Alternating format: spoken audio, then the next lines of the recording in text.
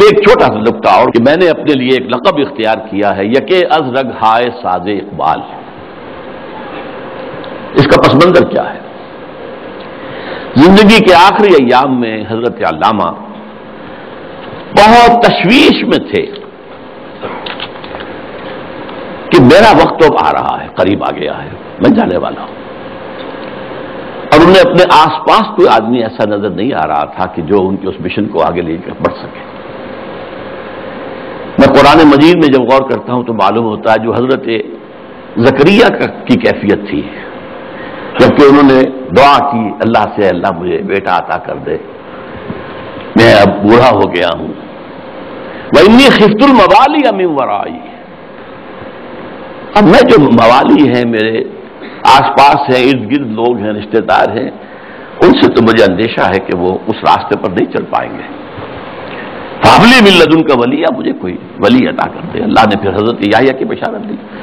یہ تشویش تھی جو علامہ اقبال کے ذہن میں تھی۔ آخری دنوں کے ان کے دو اشعار بہت مشہور ہیں، سرود رفت باز آیت کے نایت، نسیم از حجاز آیت کے نایت، سلامت روزگار ای فقیر دیگر دانا راز آیت کے نایت۔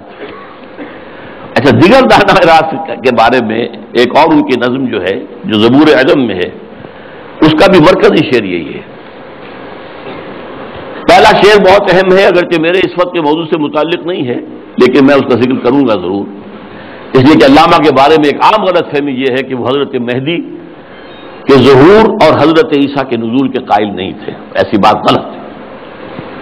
یہ زبور اعظم کی نظر سنا رہا ہوں آپ کو۔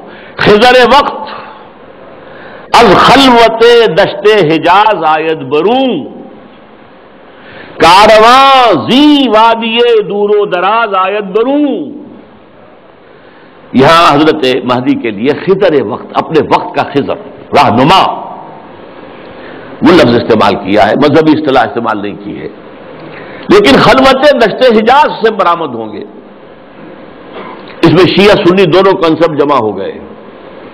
شیعوں کے نزدیک ان کے 12ویں امام روپوش ہے، وہاں سے برآمد ہو جائیں گے، اور سنیوں کے نزدیک حضرت ام سلمہ رضی اللہ تعالی عنہ کی ایک روایت کے مطابق وہ روپوش ہوں گے، مکے میں چھپے ہوئے ہوں گے۔ تو یہ دونوں تصورات جمع ہو گئے۔ خلوت دشت حجاز، خضر وقت از خلوت دشت حجاز آیت بروں، کارواں زی وادی دور و دراز آیت بروں۔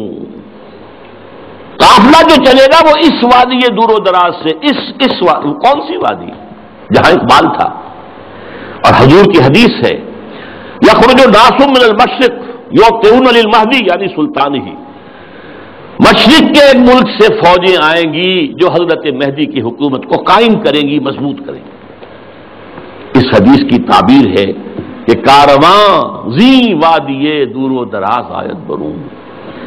اب اس میں ایک درمیانی شعر بھی ہے، عمر حاضر کعبہ و بتخانہ می نالد حیات، تاز بزم عشق یک دانائے راز آیت بروں۔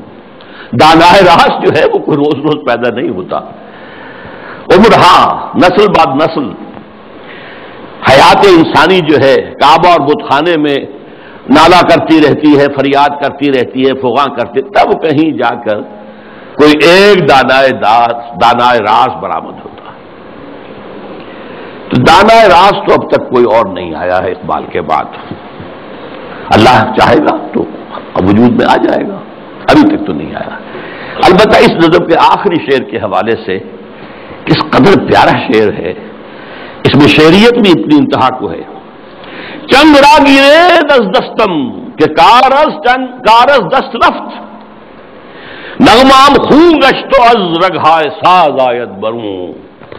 اے لوگوں، میرے ہاتھ سے یہ ساز لے لو، یہ ستار اب لے لو، میرے ہاتھ سے لے لو، میرے ہاتھ کا کام تو ہو چکا، میری انگلیوں نے اس میں ساز بھر دیا ہے، اس میں جو نغمہ ہے وہ بھر دیا ہے۔ نغمہ میرا نغمہ خون گشت، خون بن کر ان تاروں میں دوڑ رہا ہے جیسے انسانی رگوں کے اندر خون دوڑتا ہے۔ از رگہائے ساز آیت بروں، یہاں سے خود بخود باہر نکلے گا۔ چنانچہ بہت سے لوگوں نے، اللہ کا شکر ہے، کام کیا ہے۔ مرزا محمد منور صاحب بھی ہیں ہمارے جنہوں نے یہ کام کیا ہے، چودھری مظفر حسین صاحب بھی ہیں، اب ڈاکٹر فتح محمد ولی کے اور لوگ بھی بہت سے ہیں۔ تو میں ان کو کہتا ہوں رگہائے ساز اقبال، لیکن میں نے خود اپنے لیے یہ لقب اختیار کیا ہے، یکے از رگ ہائے ساز اقبال، اقبال کے ساز کے تاروں میں سے ایک تار میں بھی ہوں۔ اب میں چاہتا ہوں کہ ذرا اس آخری جو نظم ہے ان کی زندگی کی، اور جس میں میرے نزدیک ان کا پیغام جو ہے امت مسلمہ کے نام، وہ جامعیت کے ساتھ آ گیا ہے تمثیلی پیرائے میں۔ یہ ابلیس کی مجلس شورا ہے۔ اب میں حیران ہوتا ہوں کہ محسوس ہوتا ہے کہ آج کل کہیں یہ مجلس شورا جو ہے کہیں منعقد ہوئی ہے حال ہی میں، اور یہ 80 سال پہلے کی بات ہے۔ ابلیس صاحب جو ہیں صدر ہیں، ظاہر بات ہے اس اپنی مجلس شورا کے، وہ پہلے اوپننگ ایڈریس کر رہے ہیں، یہ عناصر کا پرانا کھیل، یہ دنیا دوں، یہ جو دنیا ہے یہ کیا ہے؟ عناصر کا پرانا کھیل ہے، ایلیمنٹس، سالمات، ایٹمز، انہی کی اکھیڑ پچھاڑ ہے نا جس کا یہ کھیل چل رہا ہے، یہ عناصر کا پرانا کھیل، یہ دنیا دوں، دوں کہتے ہیں پست کو، بہت گھٹیا، یہ گھٹیا دنیا جو ہے، یہ دنیا زمین، یہ لفظ جواب شکوہ میں اقبال نے بھی استعمال کیا ہے کہ شوخ و گستاخ یہ پستی کے مکین کیسے ہیں، یہ زمین کے رہنے والے کیسے شوخ و گستاخ ہے، کس طریقے سے شکوہ کیا ہے اللہ سے۔ تو اسی طرح وہ ابلیس کہتا ہے یہ عناصر کا پرانا کھیل، یہ دنیا دوں، یہ عناصر کا پرانا کھیل، یہ میٹیریلزم کے جتنے بھی شعبے ہیں، جتنی بھی شاخیں ہیں، جتنے بھی گریڈز ہیں، اور ہندوستان میں چار واک ہے، جین مت ہے، بدھ مت ہے، اور سانکھ درشن، یہ سب اسی کے ہیں۔ یہ خالص میٹیریل کھیل ہے دنیا کا، اس سے آگے انہیں کچھ اور نظر نہیں آتا۔ دنیا کی حقیقت خالص مادہ ہے، مادے ہی کی بنیاد پر یہ دنیا ہے۔ ساکنان عرش اعظم کی تمناؤں کا خون، ساکنان عرش اعظم ملائکہ مقربین، ان کی تمناؤں کا خون ہو گیا۔ کیسے؟ جب اللہ نے کہا تھا وَإِذْ قَالَ رَبُّكَ لِلْمَلَائِكَةِ إِنِّي جَاعِلٌ فِي الْأَرْضِ خَلِيفَةً، تو فرشتوں نے ذرا استفہام کیا تھا نا، قَالُوا وَتَجْعَلُ فِيهَا مَن يُفْسِدُ فِيهَا وَيَسْفِكُ الدِّمَاءَ وَنَحْنُ نُسَبِّحُ بِحَمْدِكَ وَنُقَدِّسُ لَكَ، ہم تسبیح و تقدیس کے اندر لگے ہوئے ہیں، ہم خادمان، ہم حاضر ہیں، ہم سب کام کر رہے ہیں۔ ابلیس اس کو انٹرپریٹ کر رہا ہے کہ اصل میں وہ خود خواہش مند تھے خلافت کے، کہ ان کی تمنا کا خون ہو گیا جبکہ آدم کو خلافت دے دی گئی۔ یہ عناصر کا پرانا کھیل، یہ دنیا دوں، ساکنان عرش اعظم کی تمناؤں کا خون، اس کی بربادی پہ آج آمادہ ہے وہ کارساز جس نے اس کا نام رکھا تھا جہان کافنو۔ یہ اللہ کے امر کن سے کائنات وجود میں آئی تھی نا۔ اچھا وہ اس کو نہیں مان رہا، وہ سراسر نام یہ رکھا گیا ہے، اب اللہ جانو، یہ اللہ ہی جانتا ہے کہ اس کے دماغ میں کیا خناس ہے، لیکن اللہ نے جو یہ کہا ہے کہ یہ کن سے بنایا ہے، کن فیکون۔ آج معلوم ہوتا ہے، ابلیس کہتا ہے کہ اس کی بربادی پر خدا نے فیصلہ کر لیا ہے، جس نے اس کو بنایا تھا وہ اب اس کی بربادی کے در پہ ہے۔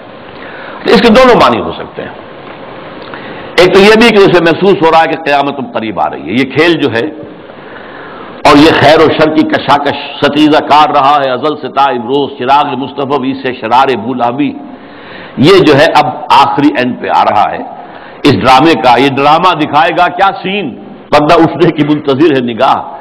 تو جیسے کہ یہ بات کہی گئی ہے کہ یہ ڈرامہ جو ہے اب ختم ہونے کو، اقبال نے بھی اس کو کہا ہے، دنیا کو ہے پھر مار کا روح و بدن پیش، تہذیب نے پھر اپنے درندوں کو ابھارا، اللہ کو پامر دیے